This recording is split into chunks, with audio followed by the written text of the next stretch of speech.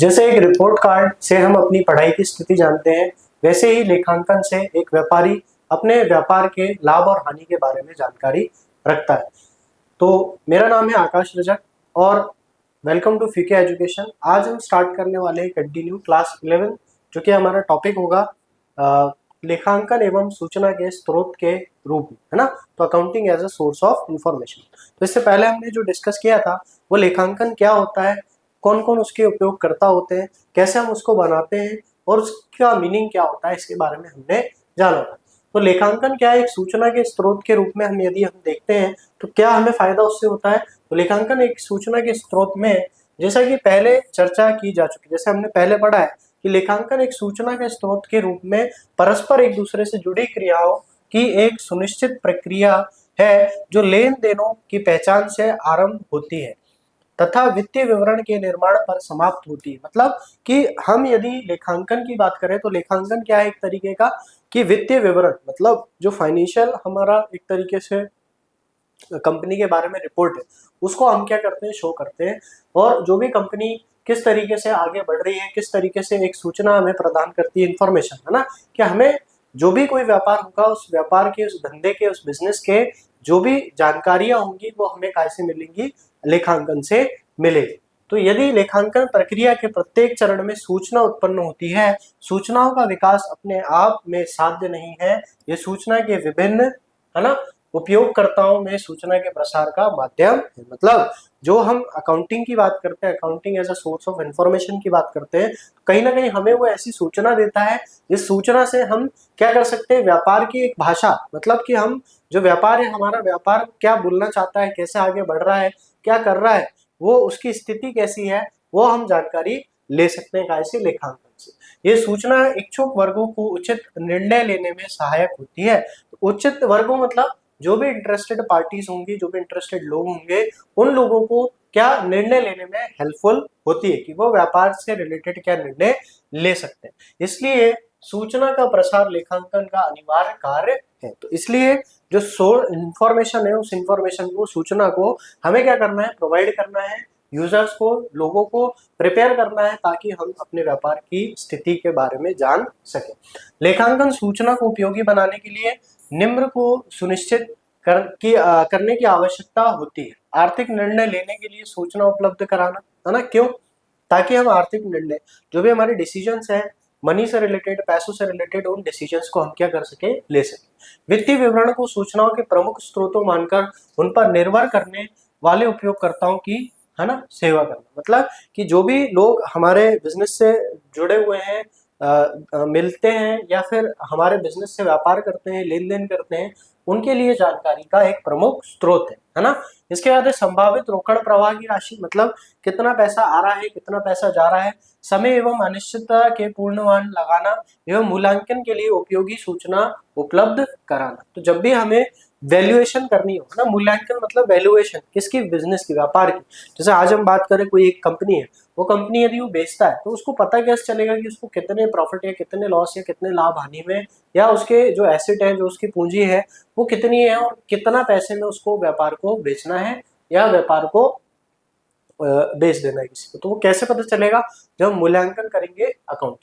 लक्ष्यों की प्राप्ति हेतु संसाधनों के प्रभावी उपयोग के लिए प्रबंधकों की योग्यता की जांच के लिए सूचना प्रदान करना। तो लक्ष्यों की प्राप्ति है ना, मतलब हमारे जो ऑब्जेक्टिव्स हैं उनको अचीव करने के लिए संसाधनों का प्रभावी उपयोग, मतलब जो हमारे रिसोर्सेज है उनको फुल तरीके से यूज करना, के प्रबंधकों की योग्यता की जांच के लिए सूचना प्रदान करना, इंफॉर्मेशन प्रोवाइड करना। ऐसे विषय जिनकी व्याख्या, मूल्यांकन, पूर्वानुमान या आकलन किया जाता है, उनको निहित संकल्पनाओं को स्पष्ट करने के लिए तथ्यात्मक एवं व्याख्यात्मक सूचना प्रदान करना। मतलब जो भी इंपॉर्टेंट इंफॉर्मेशन है वो हम क्या करते हैं, अकाउंटिंग के थ्रू प्रोवाइड करते हैं, वैल्यूएशन करते हैं, पहले से अंदाजा लगाते हैं कि आगे हम किस चीज में बढ़ सकते हैं, ग्रो कर सकते हैं, आगे किस चीजों में, मतलब हर चीज के पीछे एक वैलिड रीजन होना चाहिए, एक वैलिड वजह होनी चाहिए जिसके कारण हम अपने जो डिसीजंस हैं, जो निर्णय है वो लेते हैं। समाज को प्रभावित करने के लिए वाले कार्यों से संबंधित सूचना प्रदान करना। तो किस तरीके से हम समाज में एक अच्छा कार्य कर सकते हैं, अपने जो व्यापार है उस व्यापार का इस्तेमाल करते हुए समाज को और अच्छा बना सकते हैं। ठीक है, इसके बाद आता है लेखांकन का गुणात्मक विशेषता, है ना, मतलब कि क्या एक तरीके से विशेषता है, फीचर्स क्या है लेखांकन। तो गुणात्मक विशेषता उस लेखांकन सूचना का परिणाम है, इसकी बोधम गम्यता एवं उपयोगिता को बढ़ाती है। लेखांकन सूचना का निर्णय लेने में उपयोगिता के मूल्यांकन के लिए इसमें विश्वसनीयता, मतलब सबसे पहले कॉन्फिडेंशियल जो चीजें होती है, प्रासंगिकता, बोध, गम्यता और तुलनात्मकता, ये क्या होना चाहिए का गुण होना आवश्यक। अब विश्वसनीयता की बात करें अपन, है ना, तो कॉन्फिडेंशियलिटी मतलब आपकी जो भी इंफॉर्मेशन है, जो भी सूचना है, उसको हम क्या कर सके, निर्भर रह सके। मतलब विश्वसनीयता का अर्थ है उपयोगकर्ता सूचना पर निर्भर रह सके, और वो तभी रह पाएगा जब हम उसको जो भी इंफॉर्मेशन होगी उसको सही तरीके से क्या करेंगे, प्रोवाइड करेंगे। तो लेखांकन सूचना की विश्वसनीयता इस बात पर निर्भर करती है कि जो घटनाएं एवं लेन देन हुए हैं उनके मापन और प्रस्तुतिकरण के बीच किस स्तर का अंत संबंध है। मतलब जो भी चीजें हो रही है उनको हम किस तरीके से रिकॉर्ड कर रहे हैं, किस तरीके से लेके आ रहे हैं। विश्वसनीयता सूचना अनावश्यक अशुद्धि, मतलब कोई भी अगर गलत चीजें उनको हटाना, व्यक्तिगत आग्रह से मुक्त होनी चाहिए, मतलब आपके पर्सनल बाइस, मतलब कि आप कोई चीज आपको लग रहा है कंपनी प्रॉफिट अर्न नहीं कर रही है, प्रॉफिट दिखाना है तो प्रॉफिट दिखा रही है, ऐसा नहीं होना चाहिए। उसे विश्वसनीयता रूप में वही दर्शाना चाहिए जो उसने अपेक्षित है, मतलब जो एक्चुअल में हुआ है हमें वही चीजें क्या करनी है, शो करनी।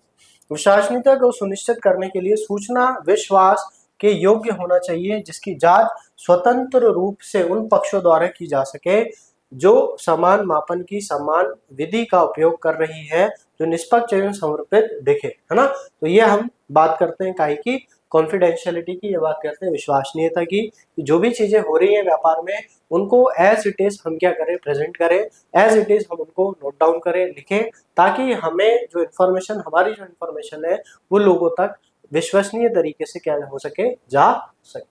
यदि हम प्रासंगिकता की बात करते हैं तो सूचना तभी प्रासंगिक है ना, प्रासंगिक कब होगी, जबकि यह समय पर उपलब्ध होगी, मतलब जब लोगों को जरूरत है तब हम क्या कर सकें, उसको प्रोवाइड कर सकें।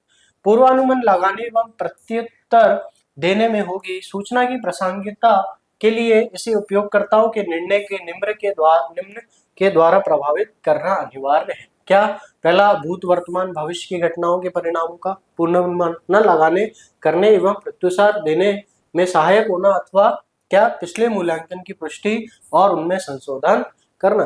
तो कहीं ना कहीं क्यों प्रासंगिकता क्या है अकाउंटिंग की या लेखांकन की, कि हम जो आने वाले समय में डिसीजन ले रहे हैं, जो पहले हमने डिसीजन लिए हैं, या जो अभी वर्तमान में चीजें हो रही है, उनको अनुमान लगाने में फायदा करता है। ठीक है, इसको यदि हम देखें तो गुणात्मक विशेषताएं, निर्णायक, है ना, सुबोधता, निर्णय की उपयोगिता, प्रासंगिकता, है ना, संपर्ण योग्य मूल्य, प्रत्युत्तर, है ना, समय अनुकूलता, तुलनीयता मतलब कंपेरेबिलिटी, है ना, प्रमाणित करने योग्य, निष्पक्षता, मतलब किसी भी तरीके का वो नहीं होना चाहिए, विश्वसनीयता, है ना।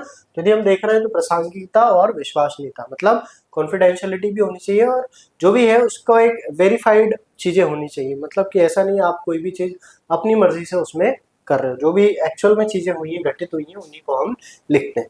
बोधमयता का मतलब क्या होता है, बोधगम्यता का मतलब होता है जो लोग निर्णय लेते हैं उन्हें लेखांकन सूचना को उसी संदर्भ में समझना चाहिए जिस संदर्भ में उन्हें तैयार किया है एवं प्रस्तुत किया गया है। मतलब आप उसको उसी तरीके से प्रेजेंट करें जिस तरीके से, या आप उस डाटा को उसी तरीके से लें, उसी तरीके से निकालें, इंटरप्रिटेट करें जिस तरीके से आपने क्या करा है, उस डाटा को तैयार करा है, जो उसका पर्पस है। किसी संदेश की वह विशेषता है जो अच्छे अथवा बुरे संदेश में भेद करती है, संदेश की बोध गम्यता का आधार है ना, अच्छे या बुरे संदेश का भेद अगर करती है तो क्या है, वो बोधगम्यता का आधार है। संदेश तभी संप्रेषित माना जाता है जब वह प्रेषणी द्वारा उसी अर्थ में समझा जाए जिस अर्थ में भेजा गया, मतलब उस तरीके से ही उसको इंटरप्रिटेट करा जाए, उसी तरीके से उसको एक तरीके से निकाला जाए जिस तरीके से हमने उस चीज को क्या करा, प्रेजेंट करा।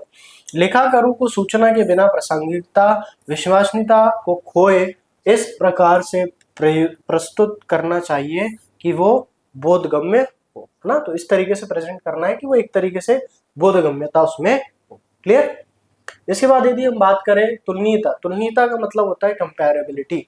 मतलब आप जो भी डाटा है, जो भी रिपोर्ट्स है, उनको उस तरीके से प्रिपेयर करें कि उसको हम आसानी से किसी दूसरी कंपनी या दूसरे फर्म के साथ क्या कर सके, कंपेयर कर सके। तो यह पर्याप्त नहीं है कि वित्तीय सूचना एक समय विशेष परिस्थितियों में अथवा विशेष प्रतिवेदन रिपोर्ट इकाई के लिए ही प्रासंगिक एवं विश्वसनीय, लेकिन यह भी महत्वपूर्ण है कि जो भी आपने सूचना दी है वो उपयोगकर्ता साधारण उद्देश्य के लिए प्रस्तुत व्यवसाय के वित्तीय प्रलेखों में प्रदर्शित विभिन्न आयामों की अन्य व्यवसायिक इकाइयों पे परस्पर तुलना कर सके। तो जैसे आज हम देखते हैं, अगर हम किसी भी कंपनी का बैलेंस शीट उठा लेते हैं, किसी भी कंपनी का प्रॉफिट एंड लॉस, लाभ हानि खाता उठा लेते हैं, तो उसको बनाया इसी तरीके से जाता है कि आप अगर ए लिमिटेड कोई कंपनी है तो उस ए लिमिटेड को बी लिमिटेड कोई कंपनी है उसके डाटा से भी क्या कर सकते हो, कंपेयर कर सकते हो। तो वही हमें तुलनीयता बोलता है, कंपेरेबिलिटी बोलता है।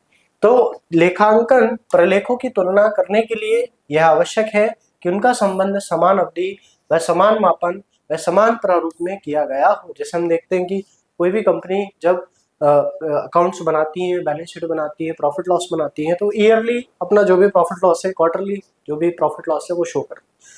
इससे होता क्या है, उसको कंपेयर करने में आसानी होती है कि उसी फील्ड की अगर कोई कंपनी है तो वो किस तरीके से क्या कर रही है, ग्रो कर रही है, किस तरीके से आगे बढ़ रही है, किस तरीके से उसका प्रॉफिट इस कंपनी से ज्यादा है। तो एक कंपेरेबिलिटी, तुलनीयता बनती है, जिसके कारण बिजनेस खुद की जो खराब चीजें हैं उसको सुधार सकता है और अपने लक्ष्य की तरफ आगे बढ़ सकता है और अच्छे से क्या कर सकता है, काम कर सकता है। तो हमें यही समझ में आया कि लेखांकन करने से हमें ना ही भविष्य जो है उसके बारे में पता चलता है, बल्कि पूर्व जो हमारी घटित चीजें हो चुकी है उसके बारे में भी पता चलता है, प्रेजेंट अभी जो हमारी चीजें चल रही हैं उसके बारे में पता चलता है, और आने वाले समय में भविष्य में जो घटनाएं हमारे साथ हो सकती है उसके बारे में पता चलता है। तो कहीं ना कहीं एक लेखांकन एक भाषा है जो हमारे व्यापार को पुराने या प्रेजेंट या नेक्स्ट जो भविष्य आने वाले समय है उसमें इम्प्रूव करने में मदद करता है। तो यदि आपको ये वीडियो अच्छी लगी है तो वीडियो को लाइक करें, शेयर करें, चैनल पे नए हैं तो सब्सक्राइब करें, ताकि ऐसे ही नॉलेजेबल और इन्फॉर्मेटिव कंटेंट हम आपके लिए लेके आते रहें। धन्यवाद।